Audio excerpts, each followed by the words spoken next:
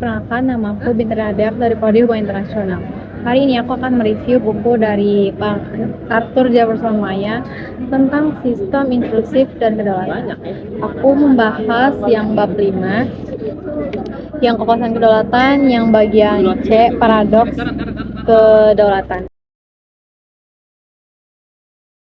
Di video kali ini aku ingin ngebahas satu topik yang menarik dari buku yang saya baca, yaitu Paradoks Kedaulatan. Bagian ini menjelaskan bagaimana konsep kedaulatan negara terbentuk, berubah seiring waktu, dan justru menimbulkan banyak kontradiksi dalam sistem global yang kita jalani saat ini. Kalau kita melihat ke sejarah, manusia sebagai makhluk yang penuh rasa takut dan saling mengancam agar hidup lebih aman. Manusia sepakat menyerahkan kekuasaan tertinggi pada negara yang disebutnya Leviathan. Negara inilah yang berperan menjaga keamanan dan ketertiban agar masyarakat tidak saling menghancurkan. Namun pandangan ini kemudian dikritik oleh Michael Foucault, yang biasa kita sebut sebagai Foucault. Menurut dia, kekuasaan tidak hanya datang dari satu sumber seperti negara atau penguasa, tapi tersebar di berbagai tempat dalam lembaga, aturan, hingga cara kita berpikir dan berbicara. Artinya, kedaulatan bukan sesuatu yang tetap, melainkan hasil dari proses sosial dan pengetahuan yang selalu berubah. Bab ini juga menyinggung perjanjian Westphalia pada tahun 1648 yang menjadi dasar terbentuknya sistem negara modern. Perjanjian ini menegaskan bahwa setiap negara memiliki kedaulatan penuh atas wilayahnya sendiri. Tapi justru disinilah muncul paradoksnya.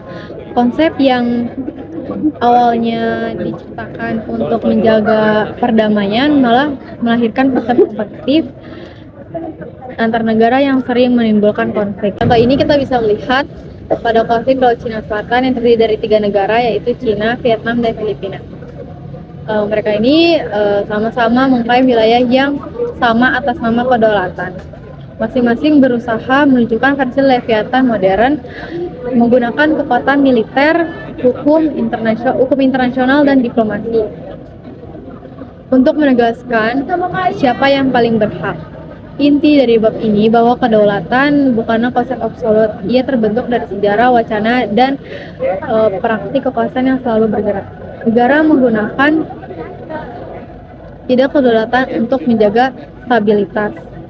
Tapi di saat yang sama, hal itu juga menciptakan ketegangan dan perebutan pengaruh di tingkat global.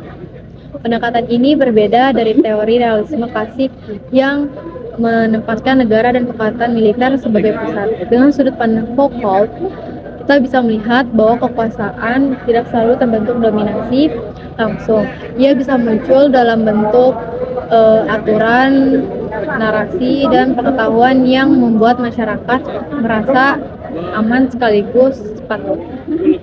Namun, menurut saya, analisis ini masih bisa dikembangkan karena di dunia sekarang, kekuasaan tidak lagi dimonopoli oleh negara aja.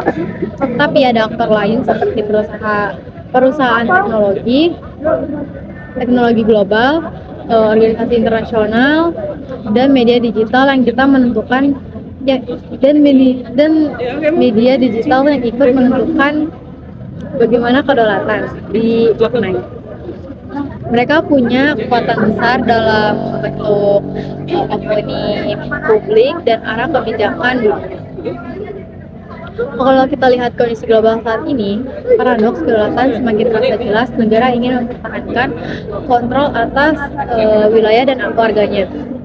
Tapi globalisasi dan teknologi membuat batas-batas negara semakin kabur.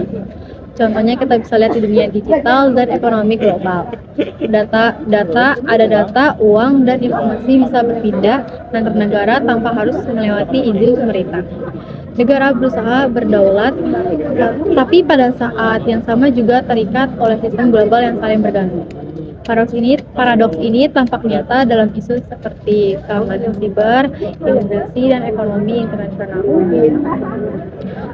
Jadi kedaulatan saat ini bukan lagi simbol kekuasaan tunggal, melainkan arena perebutan pengaruh antara negara, perusahaan global, dan masyarakat dunia. Dari pembahasan ini kita bisa menyimpulkan bahwa kedaulatan bukan konsep yang statis, ia terus berubah mengikuti dinamika kekuasaan dan perkembangan sistem global. Dan di buku ini berhasil menunjukkan bahwa kedaulatan yang dulu dianggap mutlak ini menjadi sesuatu yang kompleks dan penuh paradoks. Dan bagi kita sebagai mahasiswa hubungan internasional, memahami paradoks ini sangat penting karena hanya dengan cara berpikir kritis seperti saat ini kita bisa memahami kenapa konflik global, perang informasi, atau perebutan pengaruh antar negara terus muncul. Jadi kesimpulan kedaulatan adalah hasil dari kekuasaan yang terus bergerak.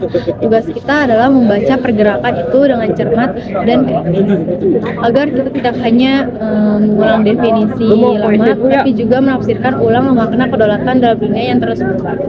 Sekian dari review tugas review video aku tentang buku ini. Semoga bisa bermanfaat buat teman-teman.